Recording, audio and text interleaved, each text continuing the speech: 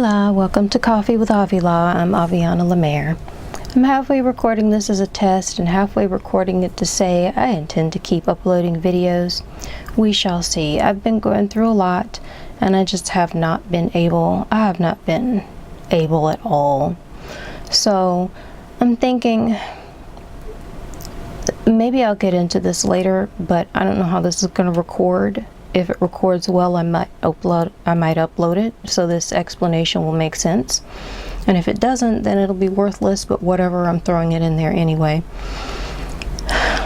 The tone of my channel is possibly going to change if I keep uploading videos. And that doesn't mean that my style is going to change, but I'll put it this way. I've been holding back a lot of my knowledge and a lot of my viewpoints on things because, you know what, in a previous life that I'm disconnected from and do not claim because I don't relate to it at all, I was taught a lot of things about my value and my worth and the worth of my thoughts and my opinions. And I reject that all now. I consider myself to be worthwhile. I excel at certain things. One of the things I'm really great at is seeing things from a viewpoint that other people don't necessarily see. So I might be talking about that again. For instance, why I personally don't see autism as a disability. I see it as a great big boatload of super abilities. Not like, oh, it's the superpower, but it's not the elimination of an ability, it's actually the addition of a whole bunch more. And I have a lot of viewpoints on that. I come from a spiritual perspective. I used to shut myself down on that one because, okay, so I'm just going to speak honestly about this. I'm a mystic. I'm a mystic by nature. I run into a lot of interesting challenges in life that were beneath me, but I did my best to learn something from them, and I've learned things about people. And one of the things that I learned is that a lot of people don't like that approach. But I'm not really here to mute myself down and kill everything that God made me so I can seem like there's nothing special and nothing that I have to say. So if I'm at the end of that run of life where I'm pandering to, quite frankly, I'm just going to put it out there, I used to be pandering to abusers because it was how I managed to keep myself and my loved ones alive. I don't really see a purpose for it here. So I've been coming to a place where I'm recognizing how much that's not me. I'm going back to who I was naturally built to be. I've grown in a lot of ways. So now, you know, to begin with, this was who I am. Now, this is who I am, plus multiple decades of stuff to build my shell, so to speak. So I'm just thinking I might address the spiritual viewpoint. I might address the fact that I see human evolution as a thing that has multiple branches and multiple reasons. And I think what people like to refer to as autists, or people who they like to refer to us as people who suffer with autism or people with autism. But the names for everything, that stuff is a necessary point of human evolution where different things are needed. Different people exist who are very different and have different talents and things. So we all know what the NT experience and perspective is. When is somebody going to step up and address the autistic, the neurodivergent, the ADHD, the ADHD, autistic and ADHD perspective and viewpoint, and what we might be good for and our strengths? And I also am interested in ideas. I don't know what good this is because I never really know who's listening or if it matters, but I'd like to say if anybody wants to hear something from the perspective of an autistic individual, because we're not supposed to excel at this, but I excel at this, who knows what, I have an understanding of things. I don't know which term, and they're all just random terms for the exact same thing, but some people call it spiritual viewpoint, like being able to understand people spiritually, being able to understand them psychologically. These have been my things, my viewpoint, my life's bent. I've studied people. I tend to know what they're up to. I don't tend to watch people and be completely confused by their expressions and everything else. I was, because I was living in a world where I wasn't really around other people who were similar or who could communicate in my way or on my level or with my similar experiences or thoughts or whatever it was.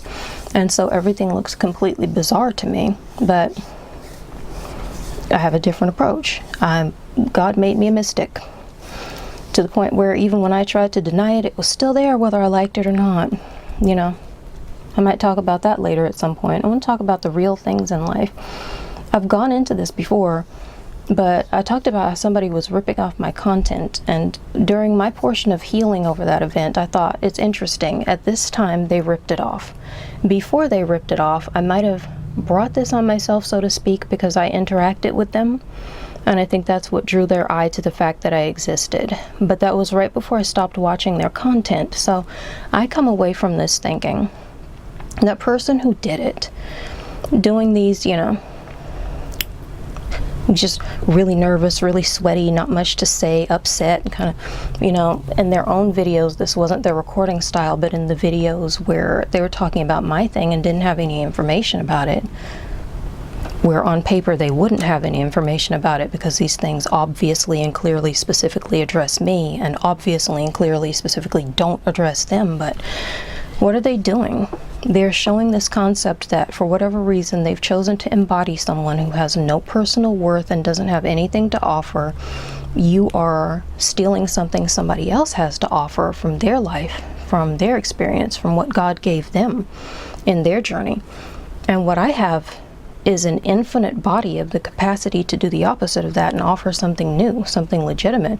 That time frame when my stuff was being ripped, I don't know if it's still happening. I don't watch it anymore. I do everything in my power to avoid this individual because I do not need that in my life, and it makes me very uncomfortable and nervous to see this stuff coming out.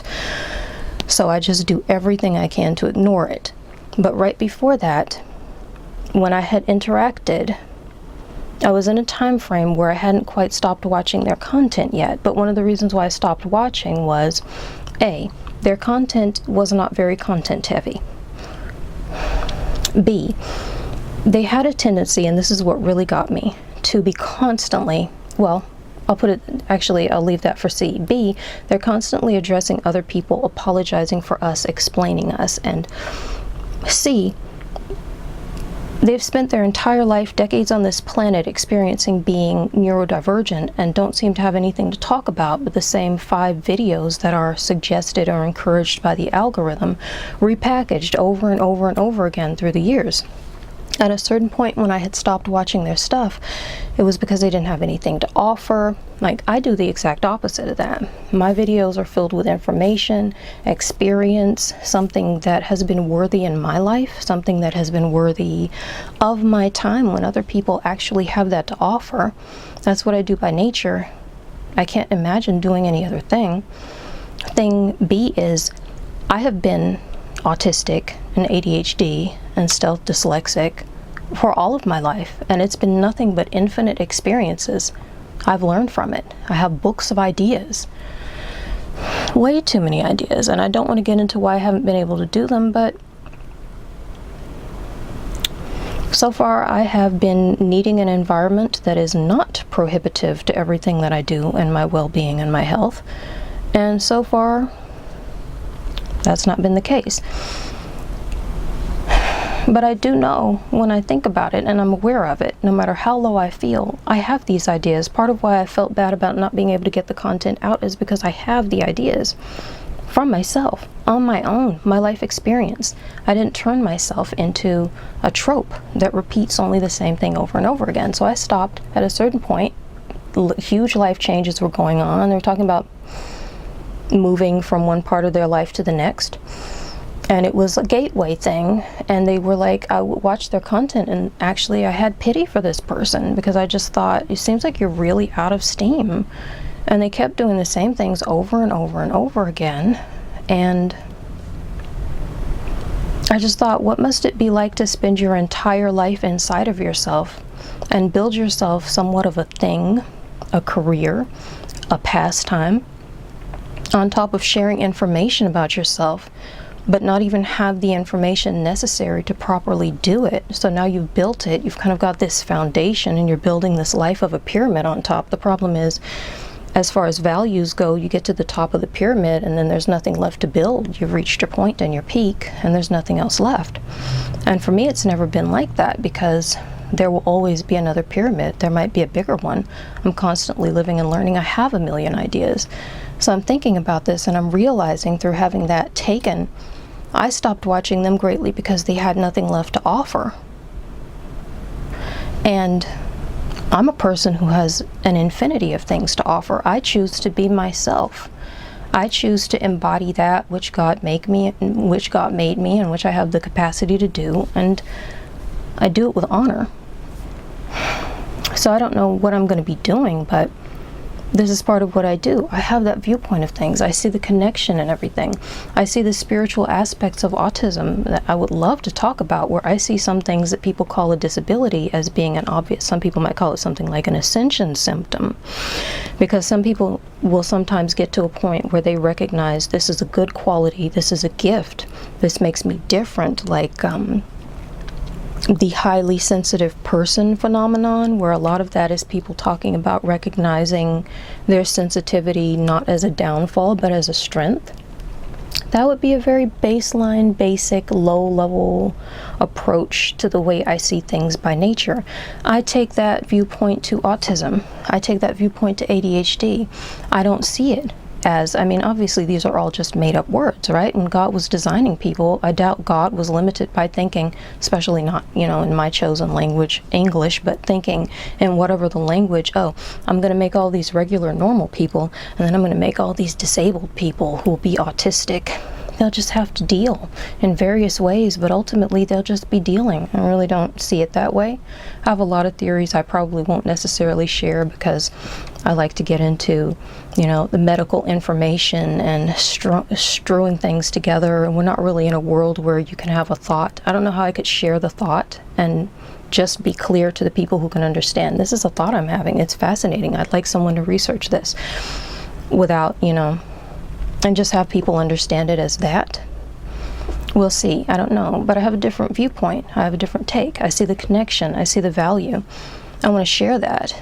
And what's fascinating is looking at someone who doesn't have that on the flip side of it. Like, to begin with, I had the pity. You don't have anything else to talk about? It was kind of embarrassing. Years of stuff, the exact same stuff. Then that happened, and I was like, leave this person alone. I don't even want to think about it. It really horrified me. I just need to heal. But now on the flip side of that, I'm thinking, this whole thing started with me processing that person, as a human being, I'm sure God built them so that they have something to offer. But on the surface of it, what they are showing, including through the experience of having to steal from somebody else because they've chosen to embody and showcase the person who cannot do it themselves, that's their choice. They're showing themselves as someone who does not have any of these things to offer. And I know they don't have my mystic viewpoint, and they don't have my connection with Christ and my center in love and anything else, because I don't know if they're watching right now, if they're still watching to steal my stuff. But I'll put it this way to anyone else who is listening, and to this individual: if you're listening, take this to heart. If you had Christ, you would know you were built to be worth more than what you did, and that you chose to become what you became when you did it. And now you and Christ will know those two things by yourselves and deal with that as necessary. I prayed it so. I've actually seen some things that make me believe there's a point. Whatever you want to call it, these are my terms. It's not a limited thing. Christ is what it is, no matter what the name is. Love, light, the essence of all that which is worth something. We're made to be something, and we make choices. That person chose to be something that they weren't, and the thing they chose to be was me. And they couldn't be me. It was a very sad exploit, but ultimately, when someone who's that dysfunctional and that messed up, who's behind the curve, who can't embody their own destiny instead of attempting to thieve someone else's, when they choose their victim, what they're doing is saying, that person has something I haven't got. It's worth so much. And I'm filled with so much envy, or so much, if I were to take a guess, fear. I would say fear and nervousness based on what I used to see, being trapped and feeling like you've hit your wit's end and you don't have anything else to offer and you don't know how to do anything more and you don't know what people want and you're just lost, because that was my my sense of pity. You get to this point and you decide, I'm not good enough. I'm going to take from somebody else. And the person they decided was good enough to take from was me. So I've been analyzing this. God, what are you trying to say to me? And I think what God has been saying is, we're going to take what the devil meant for harm and turn it into good. So I stepped into forgiveness. It's a nasty little trick. As a Christian, we know that when we don't hold hatred and rage towards somebody, we're unleashing everything else that is existence, God, and the universe. Sounds like the weather is picking up, so I'm going to wrap this up soon. It's getting loud. But when we are not holding ourselves over somebody, we have stepped out of the way. Someone is going to unleash judgment. It can either be us as an individual, or we can step out of the way and let the wholeness of God deal with them in whatever, excuse me, in whatever the way. So whatever the creator of all things wants to do, I unleashed that. It sounds like it's this altruistic thing to do, but when you know what you're actually doing, it's actually kind of nasty. So I chuckle about that. I just want to keep that from being on me, but I'm very happy to step out of the way and let God do what it wants to do. But ultimately, once again, when it came down to it and that low-level approach came, and that person decided, I don't have anything to offer, I can't win, I can't do anything, I'm not good enough. They looked to me and decided, this person has something to offer. They have already won. I'm going to steal it because they are good enough. So I guess what I need to do is see that in myself.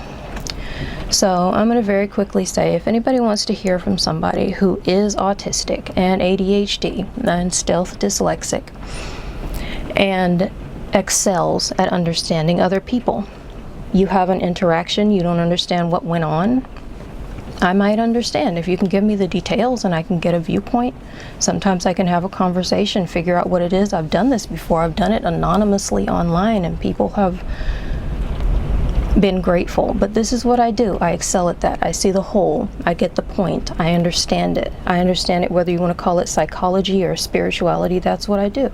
I'm a mystic. I'm autistically, mystically sound. And this is what I do. And this is what I'm going to be offering. And I'm going to just get out of myself. No, not myself. It's not about myself. I'm going to get out of the shadow of all the people who decided they weren't good enough and they didn't have anything to offer. And I'm going to become the person who acts like I never forgot that I am. And I'm going to showcase what I have to offer. So if you've got ideas like that, if there's something that people are not talking about in the autistic, ADHD community, if you've got a suggestion and it's something I can address, I would love to see it and give me the chance to address it and see what the heck. Leave it in the comment section. Maybe I'll have something that I can offer in that way. I see a different viewpoint. I will love you in a functional, Christ-like way. I will not see you as being the problem. I will not see you as being the disease, and I will not tell you how to make life easier for the allists and NTs in your life at the expense of your own holistic well-being. I will not speak to them and at you. I'm speaking to you. We are us. I am one. This is, that's quite the concept for the close of a video, but we are us, and we deserve to be spoken to without shame and without apologetics. So if that's what you want to see, leave suggestions, leave concepts of stuff you want to hear talked about. I don't know where I'm going with this, but if I'm going to be doing this, I need to be doing it for a reason. I'm still in my life trying to figure out what's going on. I'm healing from a million things. I had a few moments where I thought I could talk, and the weather, I just kind of keyed back into it. I got hyper-focused, so I guess that's what I'm going to say. Okay, I'm sorry about that. I'm probably going to sound irritated now. I just got horrifically and loudly interrupted, but what I was trying to say is, God bless you. Meg, I seriously, all I want and what I'm praying constantly is that everyone gets the very best thing, the most love, the most loving outcome and things in their lives that they need. I'm always praying that everyone gets what they need, and it's a lot easier to do with the people who come in love, but even the ones who despitefully misuse you, I'm openly and outwardly and honestly, with a heart of Christ as an example, in case anyone needs to take note, I am praying for those who despitefully misuse me. So, and again, it's a lot easier, but I'm praying for us all. And so I wish you the best, and I guess that's all that I need to say in this particular video. I just want to get something out there again because it's been a while, and I felt just good enough to try to record today, so that's what I'm doing. Got any use? If you like the video, like the video, subscribe, ring the notification bell for when I upload, because it's going to have to do with stuff outside of my scheduling abilities. It's going to be when I'm able. And share the video. Like, share, comment, subscribe, tick the notification bell. I think that's everything, and so that's about it. Bye now.